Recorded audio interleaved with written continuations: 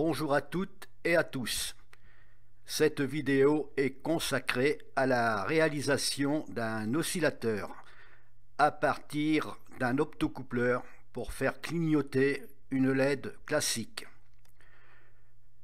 Sur une autre vidéo, je vous avais présenté la fonction d'une LED clignotante pour piloter et faire clignoter des LED classiques par l'intermédiaire d'un optocoupleur.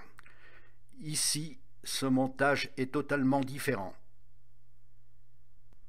Voici la fonction de l'oscillateur fabriqué à partir d'un optocoupleur pour faire clignoter une LED ordinaire.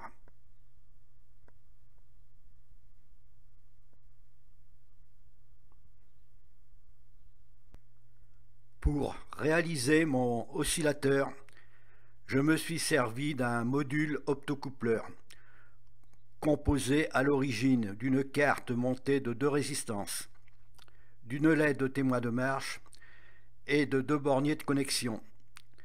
J'ai utilisé ce modèle car j'en avais pas d'autre à ma disposition. Pour utiliser ce module avec son optocoupleur intégré, j'ai conservé les borniers. J'ai retiré les résistances R1 et R2 de la carte et j'ai gardé la LED rouge témoin de marche. La figure 1 représente l'optocoupleur avec son câblage d'origine et ses 2 résistances R1 et R2. La figure 2 représente l'optocoupleur avec ses 2 résistances retirées.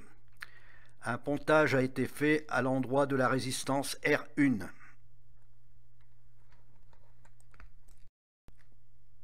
Voici le schéma de montage pour réaliser un oscillateur à partir du module optocoupleur. Le circuit est alimenté sous une tension de 12 volts, courant continu. La résistance de 910 ohms montée en série sert à faire chuter la tension au seuil de la LED, branchée en amont du phototransistor de l'optocoupleur. La résistance de 5,6 kΩ et le condensateur de 100 microfarads sont reliés en série ensemble dans le circuit. C'est la constante de temps du circuit résistance condensateur qui sert à faire clignoter la LED par la charge et la décharge du condensateur et par l'intermédiaire de l'optocoupleur. Voici le schéma avec les composants électroniques montés sur la carte du module optocoupleur pour réaliser l'oscillateur. Maintenant, passons au module optocoupleur transformé en un oscillateur pour faire clignoter une LED. Pour commencer, sur la carte du circuit imprimé du module, j'ai soudé mes 2 résistances aux endroits des borniers, comme on peut voir ici, et comme c'est indiqué sur mon schéma de montage.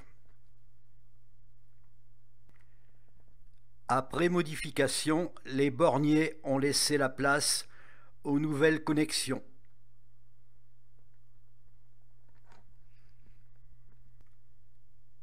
Et voici un oscillateur prêt à l'emploi, avec son condensateur de 100 microfarads branché au bornier. Sans le condensateur, la LED s'éclaire mais ne peut pas clignoter. Les borniers permettent de brancher une alimentation électrique, la LED et le condensateur.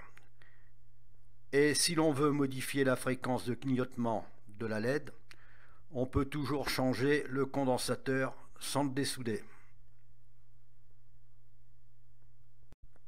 Voici quelques données pour changer la constante de temps résistance condensateur, pour faire varier la vitesse de clignotement d'une LED classique dans le circuit.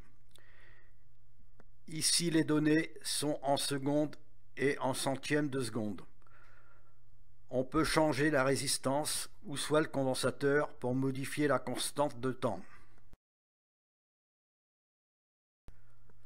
Pour une meilleure utilisation, le module optocoupleur a été installé sur une carte avec le condensateur et l'alimentation électrique branchée différemment sur des borniers. La fonction de l'oscillateur n'a pas été modifiée. Clignotement de la LED pour une fréquence d'une demi-seconde avec une résistance de 5,6 kΩ et un condensateur de 100 microfarads.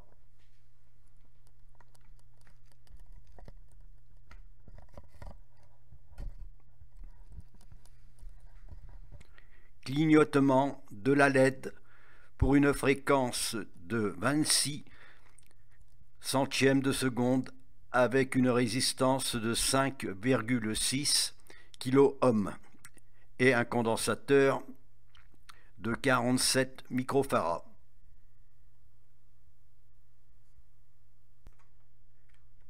Clignotement de la LED pour une fréquence d'une seconde 20 centièmes avec une résistance de 5,6 kΩ et un condensateur de 220 microfarads.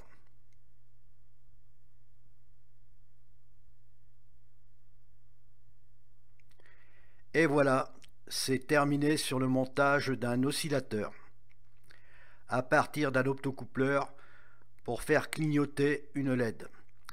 Merci à toutes et à tous d'avoir visionné ma vidéo.